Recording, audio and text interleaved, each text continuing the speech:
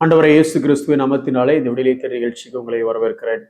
நடைமுறை கிறிஸ்துவம் என்கிற தலைப்பின் கீழே கற்றுக்கொண்டிருக்கிறோம். குறிப்பாக ரோமர் புத்தகத்திலிருந்து நாம் 12வது அதிகாரத்திலிருந்து நாம் வசனம் வாரியாக கற்றுக்கொண்டிருக்கிறோம். ஏன் ரோமர் 12வது அதிகாரம் அப்படின்னா 11 அதிகாரம் வரைக்கும் பவுல் எப்படி ஒரு கிறிஸ்தவ வாழ்க்கையில தேவ இரக்கம் பாராட்டி இருக்கிறார். அதாவது பாவியா இருந்த நீ விசுவாசத்தினால் நீதிமானாக்கப்பட்டு இயேசுவோடு கூட ஞானஸ்நானம் பண்ணப்பட்டு அதாவது ஒன்றாகி ஒரு புதிய வாழ்க்கை வாழக்கூடிய நீ பரிசுத்த ஆவியின் பலத்தினால பரிசுத்தமாகிற நீ உனக்கு ஒரு ஒரு மிகப்பெரிய எதிர்பார்ப்பு இருக்கிறது, குளோரிபிகேஷன் எல்லாத்தையும் சொல்லிட்டு எப்பா இவ்வளவு தூரம் உனக்கு செஞ்சார்லப்பா அவருக்காக நீ எப்படி வாழணும் அப்படின்னு சொல்லிதான் 12வது அதிகாரத்தில் எழுத ஆரம்பிக்கிறாரு. அதுல ஸ்டெப் பை ஸ்டெப்பா எழுதுறாரு. நான் யார்கிட்டயே பலமுறை சொன்னது போல ஒரு தனிப்பட்ட கிறிஸ்தவனா அல்லது ஒரு கிறிஸ்தவ சமுதாயத்துல அல்லது பொதுவான ஒரு வாழ்க்கை சமுதாயத்துக்குள்ள உன்னை பகைக்கிறவர்கள் மத்தியில அதையும் தாண்டி ஒரு தேசத்துக்கு கீழே ஏன்னா மொத்த உலகத்துக்கும் பிறன் அப்படின்னு எல்லாத்தையும் நேசிக்கணும்ப்பா, அன்பா இருக்கணும் அப்படின்னு எழுதினவர்.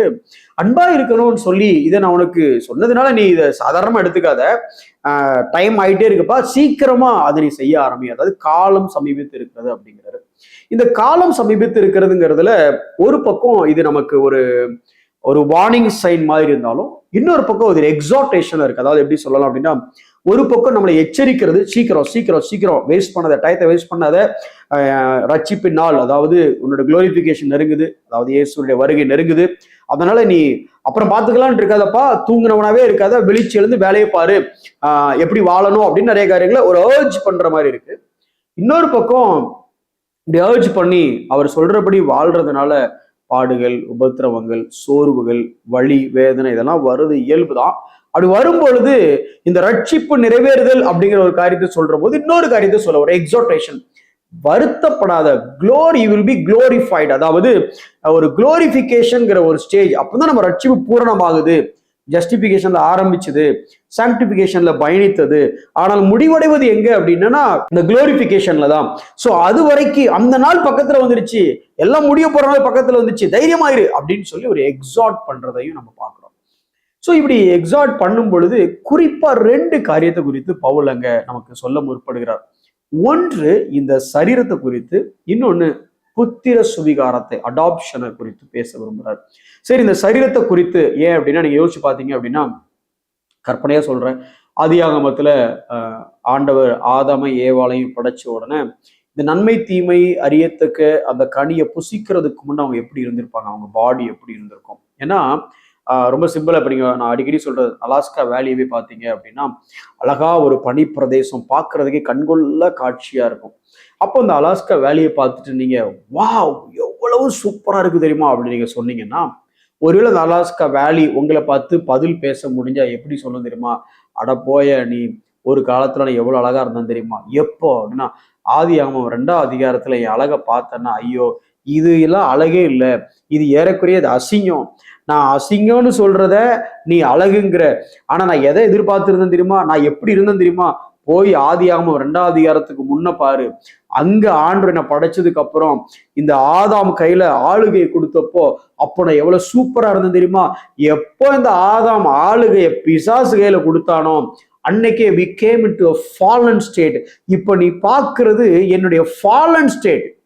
சில பேர் சொல்லுவாங்கல்ல, பிரதர் உங்களுக்கு முடி செம்மையா இருக்கு பிரதர் அப்படின்னா, இப்ப எங்க கல்யாணத்தப்பெல்லாம் எவ்வளவு இருந்துச்சு தெரியுமா, அதாவது இப்ப இருக்கிறது இது தோத்து போனது, வயசானது, ஒரிஜினலா நீங்க அதே மாதிரி தான். அந்த அலாஸ்கா வேலி இப்ப சூப்பரா இருக்குன்னா இப்ப பார்த்துட்டு சொல்ற, நான் ஒரிஜினலா எப்படி இருந்தேன் தெரியுமா, என்னைக்கு அப்படி ஆகணும் அப்படின்னு எதிர்பார்த்துட்டு இருக்கிறேன். நீங்களும் கூட எதிர்பார்த்துட்டே இருக்கலாம்ல, பிரதர் கல்யாணத்துக்கு முன்னே நல்லா முடி இருந்துச்சு பிரதர், கல்யாணத்தை அப்ப கொட்டிடுச்சு, வருத்தப்படாதீங்க, குளோரிபிகேஷன் ஆன உடனே திருப்பி முடி வந்துடும் அப்படின்னு நான் சொல்லலைங்க, சும்மா எக்ஸாம்பிளுக்காக சொல்றேன். இந்த சரீரம் இது டீகேயிங் பாடி. இந்த பாடி எப்படி இருந்துச்சுன்னா, பாவம் செய்வதற்கு முன்பதாக இது ஒரு டீகேயிங் பாடி இல்ல, இது இட்ஸ் கைண்ட் ஆஃப் குளோரிஃபைடு பாடி. அப்படிதான் இருந்துச்சு இந்த சரீரம். ஏன்னா அவன் சொல்றான் பாருல, நான் நிர்வாணி ஆயிட்டேங்கிறான். எப்ப நிர்வாணி ஆன ஆள் என்ன கோட்டு சுட்டு போட்டா இருந்தாரு, பாவம் செய்யறதுக்கு முன்னையும் கோட்டு சுட்டு போடல, பாவம் செஞ்சதுக்கு அப்புறம் ஆண்டவர் போட்டுவிட்ட கோட்டு தான், கோட்டு அவர்கிட்ட கிடையாது. ஆனா பாவம் செஞ்ச உடனே ஒளிஞ்சு போய் இருக்கும்போது சொல்றாரு, நான் நிர்வாணி ஆயிட்டேன். என்ன நிர்வாணி ஆயிட்டேன்? மேபி இந்த பிரசன்னம், தேவனுடைய மகிமை, தேவனுடைய பிரசன்னம் மேல இருந்திருக்கலாம். அந்த சாயலை, அந்த மகிமையை, அந்த பிரசன்னத்தை இழந்ததுனாலதான் இப்போ என்கிட்ட ஒண்ணுமே இல்லை, நிர்வாணி ஆயிட்டேங்கிறான். நீங்க அப்படியே யோசிச்சு பாத்தீங்க அப்படின்னா, யோபு சொல்லுவார்ல, நான் நிர்வாணியாய் வந்தேன், நிர்வாணியா போனேன். நிர்வாணியா வந்தேன்னு சொல்லும் பொழுது ட்ரெஸ் இல்லாம வந்த பத்தி அவர் பேசல. அப்கோர்ஸ் அவருக்குள்ள ஸ்கில்ஸ், டேலண்டட் எல்லாம் இருந்தாலும் ஆதாம கம்பேர் பண்ணி பார்க்கும் பொழுது அவனோட நிர்வாணத்துக்கு முன்னா வாழ்க்கை தேவ மகிமையினால நிரப்பப்பட்ட ஒரு மனுஷன் அவன் இருந்தான். ஆனா எப்ப பாவம் செஞ்சானோ அப்ப அவன் நிர்வாணி ஆயிட்டான். அந்த பாடி ஸ்டார்ட்ஸ் லைக் டீகேயிங் பாடி, டிஸ்டார்டிங் பாடி ஆக ஆரம்பிக்குது. இன்னைக்கு இந்த உலகத்துல நம்ம எவ்வளவுதான் நம்ம சரீரத்தை மெயின்டைன் பண்ணாலும் நமக்கு ஒரு விஷயம் ரொம்ப நல்லாவே தெரியும், இது ஒரு டீகேயிங் பாடி, இது ஒரு இது அழிந்து போகிற ஒரு சரீரம். இதனால நாளுக்கு நாள், அதாவது எப்படி சொல்றது, நம்ம எதை அழகுன்னு சிறப்பா நினைச்சிட்டு இருக்கிறோமோ கொஞ்ச காலத்திலே தெரிஞ்சிடும் அது ஒன்றும் நிரந்தரம் இல்லை அப்படின்னு சொல்லி. அது ரொம்ப டவுட்டா இருந்தா நீங்க உங்க முகத்தை கண்ணாடியில பார்த்தாலே அந்த முடியே உங்களுக்கு சொல்லும் நான் நிரந்தரம் இல்லை அப்படின்னு சொல்லி. இதை இங்க பவுல் இந்த காரியத்தை ஒரு எக்ஸார்டேஷனா சொல்ல வர, என்ன சொல்ல வர்றார் அப்படின்னா, இந்த சரீரம் அழிந்து போகிற சரீரம், மகிமையான ஒரு சரீரம் உனக்காக வைக்கப்பட்டிருக்கு அப்படின்னு சொல்றாரு. அப்ப அதை குறித்து சொல்லும் பொழுது தொடர்ந்து நம்ம படிச்சோம் அப்படின்னா அதிகமா நம்ம 1 கொரிந்தியர் 15வது அதிகாரத்துல படிக்கலாம். ஆனா என்ன அன்பார்ச்சுனேட்லி இதை நம்ம படிக்கவே மாட்டோம் வாழ்க்கையில. ஏன்னு கேட்குறீங்களா? இதை நம்ம அடிக்கடி கேட்போம். எங்க கேட்போம்?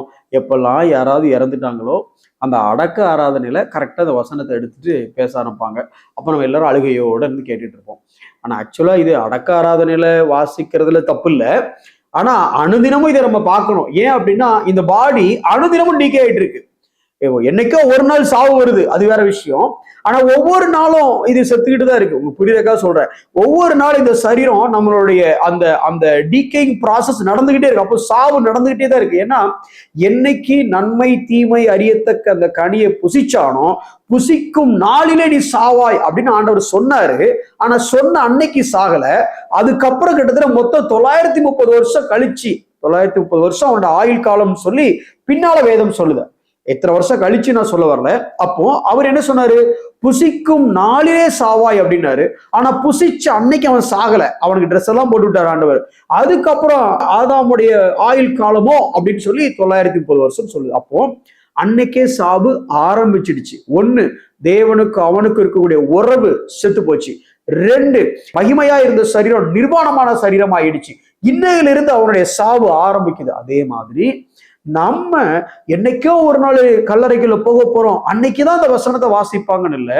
நாம தினம் தினம் செத்துட்டு இருக்கிறோம். விச் மீன்ஸ் இந்த சரீரம் தினம் தினம் டீகே ஆயிட்டே இருக்கு. ஒவ்வொரு நாளும் இந்த வசனம் நமக்கு அப்ளிகபிள். அந்த வசனத்தை நான் வாசிக்கிறேன். 1 கொரிந்தியர் 15வது அதிகாரம் 42வது வசனத்திலிருந்து வாசிக்கிறேன். மரித்தோரின் உயிர்த்தெழுதலும் அப்படியே இருக்கும். அழிவுள்ளதாய் விதைக்கப்படும், அழிவில்லாததாய் எழுந்திருக்கும். ஒவ்வொரு நாளும் சரீரத்தில் ஒரு பெயின் வரும் பொழுது ஒரு டே வில் கம், இந்த பாடியை புதைப்பாங்க, அது அழிவுள்ளதா இருக்கும். ஆனா அதை பத்தி நான் வருத்தப்பட போறதில்ல. அழிவில்லாததா இந்த சரீரம் எழுந்திருக்குங்கிற நம்பிக்கை, அந்த எக்ஸோட்டேஷன். ஏன் இன்னைக்கு நான் அன்பு கூறணும்? ஏன் இப்படிப்பட்ட கிறிஸ்தவ வாழ்க்கை வாழணும்? ஏன் இப்படி ஒரு கடினமான வாழ்க்கையை நான் வாழணும்? இவ்வளவு பாடுகள் எனக்கு தேவையா? விட்டு கொடுக்கறதுனால, அன்பு காட்டுறதுனால, நான் கொடுத்துக்கிட்டே இருக்கிறதுனால, இப்படி முழுக்க முழுக்க அன்பு காட்டுறோம், இப்படிப்பட்ட பாடுள்ள வாழ்க்கை எனக்கு தேவையா அப்படின்னு யோசிச்சீங்கன்னா இக்காலத்து பாடுகள் இனி வரக்கூடிய மகிமைக்கு ஒப்பாகாது. இந்த சரீரத்துல நீங்க அனுபவிக்கிற பாடுகளா இருந்தாலும் சரி, ஒரு நாள் இந்த சரீரம் விதைக்கப்படும். விதைக்கப்பட்டது மாத்திரம் அல்ல, இது அழிவில்லாததா எழுந்திருக்கும் அப்படிங்கிற நம்பிக்கையை ஒவ்வொரு நாளும் நம்ம தியானிக்கிறோம். அடுத்த வருஷம் சொல்வாருங்களேன், ஜென்ம சரீரம் விதைக்கப்படும், ஆவிக்குரிய சரீரம் எழுந்திருக்கும். எப்படி இருக்கும்? எப்படி இருக்கும் அந்த சரீரம்? இயேசு சுவாமி பூட்டப்பட்ட கதவு இருக்கு, உள்ளுக்குள்ள பயந்துட்டு இருக்கிறாங்க. சட்டுன்னு உள்ள வந்துட்டேன். எப்படி சார் வந்தீங்க? கதவுலாம் பூட்டிருந்தேன். இல்ல, குளோரிஃபைடு பாடி. அப்ப சாப்பிடுவீங்களா சார்? இருந்தாங்க ஒரு ஃபிஷ் பீஸ் சாப்பிட்டு பாருங்க, செமிக்குதான் பார்க்கலாம் அப்படின்னா மீன் துண்டை வாங்கி சாப்பிடுறாரு. சார் எப்படி சாப்பிட்டீங்க? எப்படி தெரியல. தொட்டு பாரு, எலும்பு இருக்குங்கிறாரு. எலும்பு இருந்தா எப்படி செவத்துக்குள்ள வந்தீங்க? ஆவியா இருந்தா கூட ஒரு ஹோல் இருந்தா ஹோல் வழியா வந்துடலாம். எலும்பு இருக்கு, தொட்டு பாருங்கிற, எப்படி வந்தீங்க? அதுதான் குளோரிஃபைடு பாடி. யோசிச்சு பாருங்க. அப்படி ஒரு சரீரம் உங்களுக்காகவும் எனக்காகவும் காத்துட்டு இருக்கு. இந்த சரீரத்தை தேவன் அப்படி மாற்றக்கூடியதா இருக்கிறார். இன்னும் அதே வசனம் வாசிங்க 49ல, மேலும் மண்ணானவனுடைய சாயலை நாம் அணிந்திருக்கிறது போல வானவருடைய சாயலும் அறிந்து கொள்வோம். அதாவது ஆதாம படைக்கும் பொழுது தேவன் அவருடைய சாயலை தான் படைச்சாரு. அவருடைய சாயலை தான் ஆதியாகமம் 1:26-27 பார்க்கும் பொழுது நமது சாயலாக அவனை படைப்போம் அப்படின்னு சொன்னாரு. ஆனா இங்க உங்களை என்னை பத்தி சொல்லும் பொழுது, தம்பி நீ வருத்தப்படாத, நீ யார் சாயல இருக்குன்னா மண்ணானவனுடைய சாயல். யாரு மண்ணானவன்? மண்ணில இருந்து எடுத்து ஒருத்தர் உருவாக்குனார்ல, அவன் சாயல்ல நீ இருக்கிற. அவனுக்குள்ள தேவ சாயலை வச்சாரு. ஆனா அந்த பையன் இழந்துட்டான். இழந்ததுனால அந்த மண்ணானவனுடைய சாயல்ல, மண்ணானது தேவனுடைய மகிமை வைக்கப்பட்ட பின்பு ஒரு சாயலா மாறிச்சு. என்ன, நாசில் சுவாசத்தை ஊதினாரு. ஆனா இப்போ மண்ணானவன் சாயல், ஆதாமுடைய சாயல், மரித்து போறவனுடைய சாயல், அந்த சாயல் இருந்த நீ எப்படிப்பட்ட சாயலா மாறுவன்னா, வானவருடைய சாயல். யாரு? அந்த வானத்திலிருந்து ஒரே ஒருத்தர் தான் இறங்கி வந்தாரு, வந்து இங்க வாழ்ந்தாரு, வாழ்ந்து திருப்பியும் பரமேறினாரு. அந்த வானவருடைய சாயலை நீ மாறுவ. எப்படி மாறுவ? குளோரிஃபைடு பாடி. எப்படி இருக்கும்? அவர் சரீரம் எப்படி இருந்துச்சோ அப்படி இருக்கும். மண்ணானவனுடைய சாயல்ல இருந்து வானவருடைய சாயலா நான் மாறக்கூடிய அந்த தருணம். அதுக்கப்புறம் 53ஆம் வசனத்தை சொல்றாரு, அழிவுள்ளதாகிய இது. அந்த பாடி எப்படி இருக்கும் சார்? அது வேற மாதிரி இருக்கும்னா, இல்ல இந்த பாடி தான்ப்பா, இதே பாடி தான்.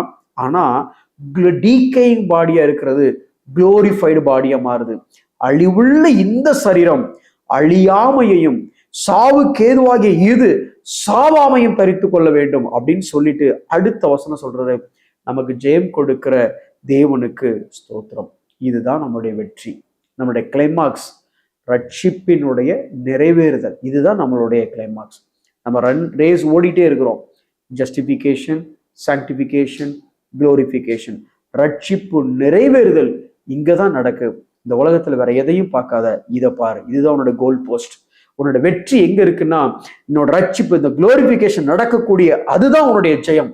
அந்த ஜெயத்தை நோக்கி நீ ஓடு. அதனால நீ படுகிற பிரயாசம் விருதாவா இருக்குன்னு யோசிக்காததான் அடுத்த வசனம் சொல்லுது. கர்த்தருக்குள் நீங்கள் படுகிற பிரயாசம் விருதாவா இராது என்று அறிந்து நீங்கள் உறுதிப்பட்டவர்களாயும் அசையாதவர்களாயும் இருங்கள்.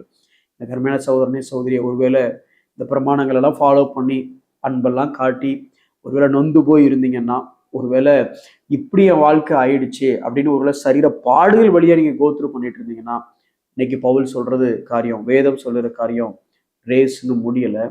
இந்த அழிவுள்ளதா இருக்கக்கூடியது அழியாமையை தரிக்க போகிற அந்த இடம்தான் ஜெயம் பெற்ற அந்த ஸ்டேஜ். அந்த ஜெயத்தை கொடுக்கிற தேவனுக்கு ஸ்தோத்திரம் பண்ணி, நீங்க பட்ட பாடு விருதாவா இல்லை. அதனால உங்க நம்பிக்கையில அசைவில்லாதவர்களாய் உறுதியா இருங்க. கண்டிப்பாக தேவன் ஜெயம் கொடுக்க வல்லவராய் இருக்கிறார். ஜெபிப்போம். ஜெயம் கொடுக்கிற தேவனே உமக்கு ஸ்தோத்திரம். அழிவுள்ளதாய் இருக்கக்கூடிய இது விதைக்கப்படும் பொழுது அழிவில்லாததாய் எழுந்திருக்கும் ஆண்டவரே. கர்த்தருக்குள் நாங்கள் படுகிற எந்த பிரயாசமும் விருதாவாய் போகாத ஆண்டவரே. God keeps good records. He is not an unjust God not to reward.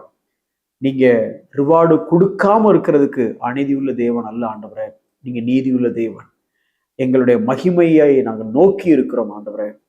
தொடர்ந்து எவ்வளவு பாடுகள் வந்தாலும் ஃபெய்த்ஃபுல்லா, உமக்கு உண்மையா வாழ எங்களுக்கு உதவி செய்யும். இயேசுவின் நாமத்தில் ஜெபிக்கிறோம் நல்ல பிதாவே. ஆமென்.